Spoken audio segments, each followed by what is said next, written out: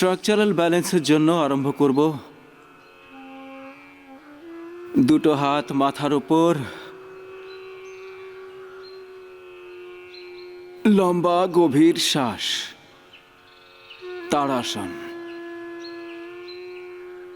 সূক্ষ্ম ব্যায়াম, যৌগিক জগিং, সূর্য নমস্কার, দণ্ড বৈঠক, দৌড়নো, খেলা, অনেক ধরনের ফিজিক্যাল অ্যাক্টিভিটিস।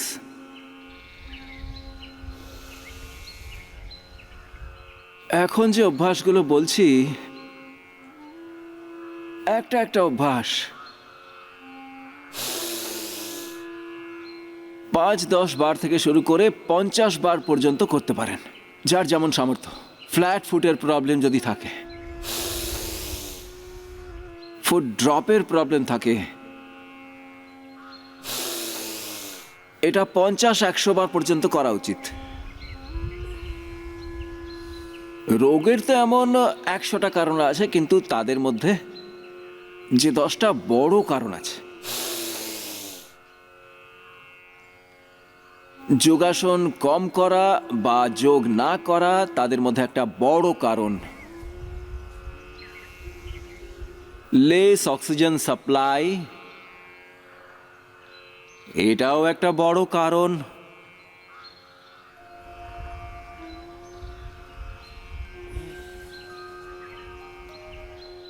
যখন ওপর থেকে উঠি, গোড়ালি উপরে উঠবে, পাঁজার উপর শরীরের পুরো ভার।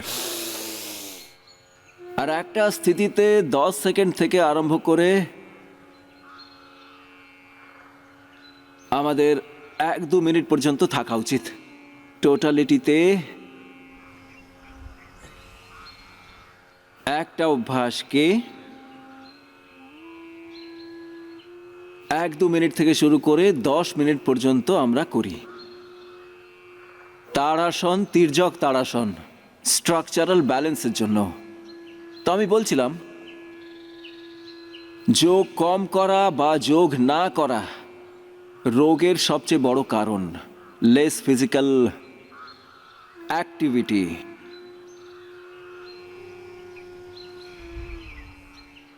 Less oxygen supply, stress, anxiety, প্রজ্ঞাপরাধ।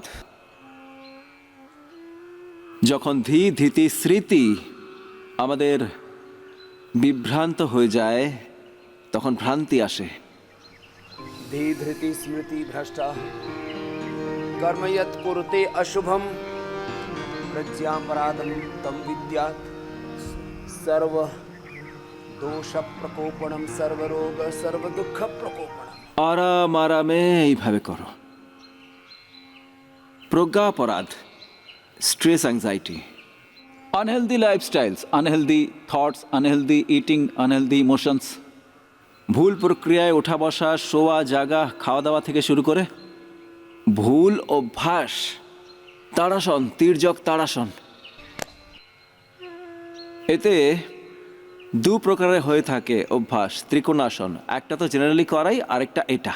তো পাঞ্জা এইভাবে সাইডে রেখে এইভাবে পা খুলে দিলাম, এই হাত নিচে গেল, উপরের হাত উপরে, আর কাঁধের উপর দিয়ে উপরের হাতকে এইভাবে দেখবে, আর নিচের হাতের আঙুলগুলো পাঞ্জার কাছে থাকবে, আর 2 হাতের পাতা এইভাবে সামনে থাকবে, উপরের দিকে এইভাবে দেখবে। ত্রিকোণাসন। এইভাবে কিছু সময় থামতে হবে এই স্থিতিতে।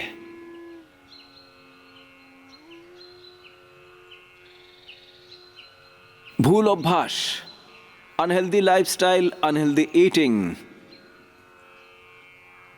এইসব রোগের একটা বড় কারণ।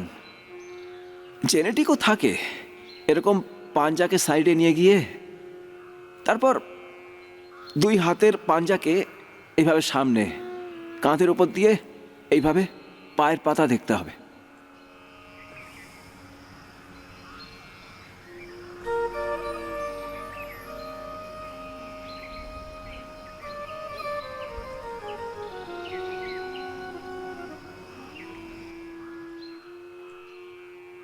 ফিরে আসো। অন্য প্রক্রিয়াটা হলো যেটা খুব ইজি, যেটা আমরা এখানে করাই, এটাও স্ট্রাকচারাল ব্যালেন্সের জন্য খুব ভালো। রোগের একটা বড় কারণ হলো genetic disease. Bacterial, viral disease, fungal disease. এমনিতে তো দুভাগে রোগকে বাঁটা হয়েছে। ওপরের হাতটা সোজা থাকবে এইভাবে, আর কানের সাথে লেগে থাকবে নিচের হাতটা। Communicable, non communicable disease, disease থেকে ডিজিজ, ড্রাগ থেকে ডিজিজ, ডিজিজের কমপ্লিকেশনস, ওষুধের সাইড এফেক্টস। পরিবেশ ভুল থাকলে তা থেকেও রোগ হয়ে যায়। পলিউশন থেকে, অ্যাডাল্টারেশন থেকে, রেডিয়েশন থেকে রোগ হয়। স্ট্রাকচারাল ইমব্যালেন্সের জন্য আপনাদের যোগাভ্যাস করাই আমরা। রোগের আরও একটা বড় কারণ পুষ্টিহীনতা, ম্যালনিউট্রিশন। হাঙ্গার আর ম্যালনিউট্রিশন থেকেই দুনিয়াতে সবচেয়ে বেশি রোগ হয় আর মরেও যায়। হাঙ্গার অ্যান্ড ম্যালনিউট্রিশন, বাংলায় তাকে বলা হয় খিদে আর পুষ্টিহীনতা। অনেক প্রকারের ডেফিসিয়েন্সিজ, প্রোটিন থেকে শুরু করে ভিটামিন ডি, বি12, ক্যালসিয়াম, ওমেগা, 50% থেকে শুরু করে কোথাও কোথাও 80% আর 90% পর্যন্ত লোকের মধ্যে এই ডেফিসিয়েন্সি আছে। শ্বাস বাইরে ছেড়ে সামনে ঝুঁকে যাও, চেষ্টা করো মাথা যেন হাঁটুতে লেগে থাকে। এইভাবে আরাম আরাম করে করো। পাদ হস্তাসন। ফরওয়ার্ড বেন্ডিং এর পর ব্যাকওয়ার্ড বেন্ডিং এ এতটা ঝুঁকলেই চলবে।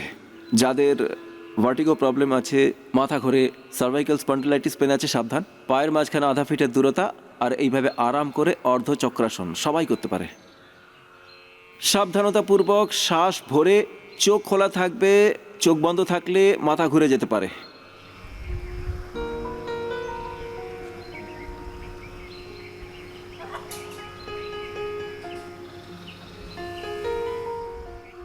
রিল্যাক্স। বৃক্ষাসন। প্রযত্ন করো। তো রোগের অনেক কারণ আছে, তার মধ্যে আমি খিদে আর পুষ্টিহীনতার কথা বলছিলাম। ছোট ছোট তত্ত্বের,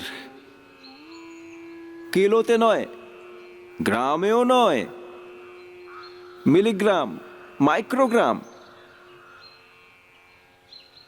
ওইটুকু যদি পোষক তত্ত্ব শরীরে কম থাকে তো শিরার, নাড়ির এমন কিছু কিছু রোগ হয়ে যায় যা আমাদের খুবই কষ্ট, যন্ত্রণা, দুঃখ দিয়ে থাকে।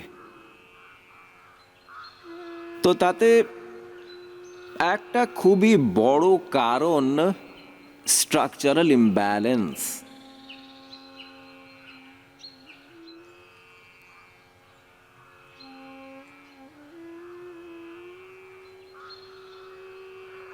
একদিক দিয়ে করলাম, এবার অন্য দিক দিয়ে।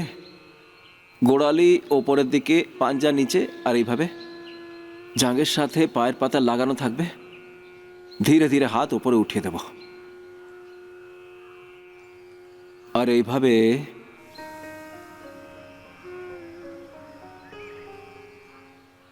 এক স্থিতিতে থাকতে হবে। আর সাথে ভস্ত্রিকা করতে পারলে ভালো। লম্বা শ্বাস নিলে,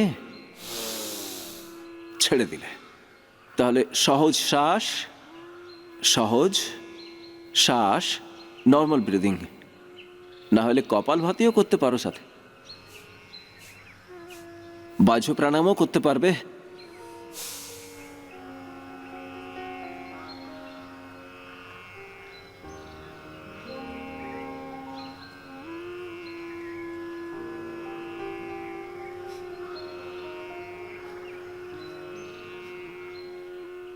আসন করা আর ছাড়ার সময় আমাদের সহজতা খণ্ডিত হওয়া উচিত নয়।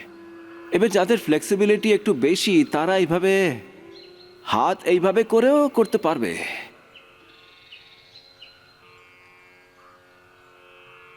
গরুর আসন।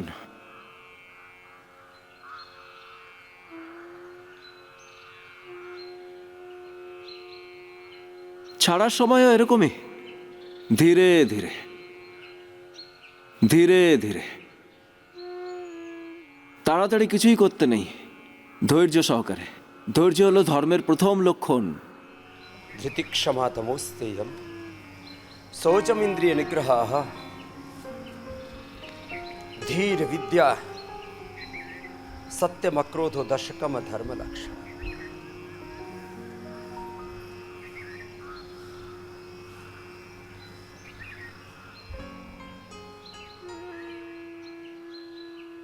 স্ট্রাকচারাল ব্যালেন্সের জন্য যোগাভ্যাস করাচ্ছি।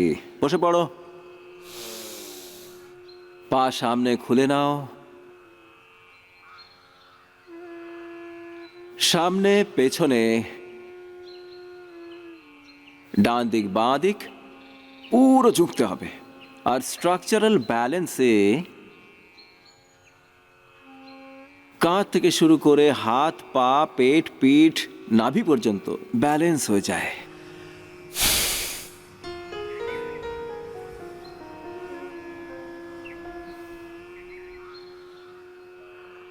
সামনে ঝোঁকার চেষ্টা তো করো। যদি বেশি ঝুঁকতে না পারো, এতটাই এইভাবে ধরে রাখতে হবে। টান টান করে রাখো পুরো শরীরকে। ধীরে ধীরে ধীরে ধীরে ধীরে ধীরে তোমাদের নাড়িতে শিরাতে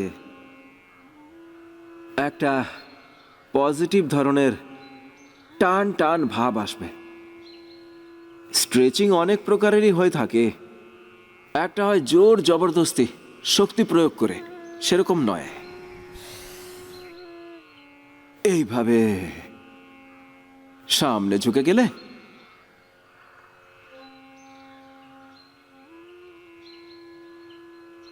শশকাসন। দুই হাত ওপরে। যাদের কোমরে ব্যথা, আগে ঝুঁকবে না কেউ। হার্নিয়া থাকলে পেছনে নয়, এতটা হলেই অনেক। শ্বাস বাইরের দিকে ছেড়ে সামনে ঝুঁকে যাও, অল্প একটু থেমে যাও।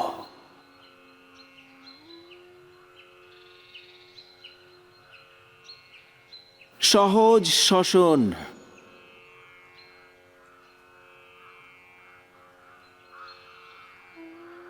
লম্বা লম্বা শ্বাস চলতে থাকবে।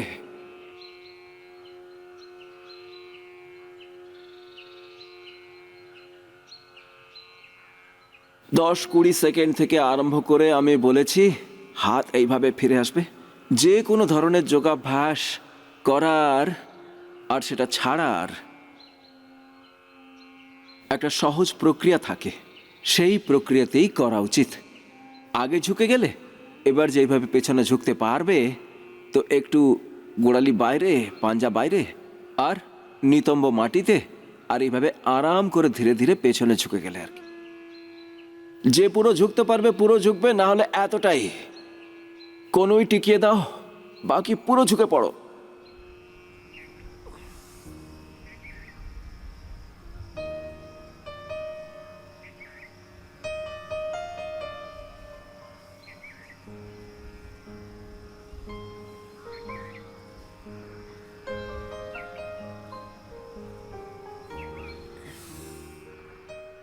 ফিরে আসবো।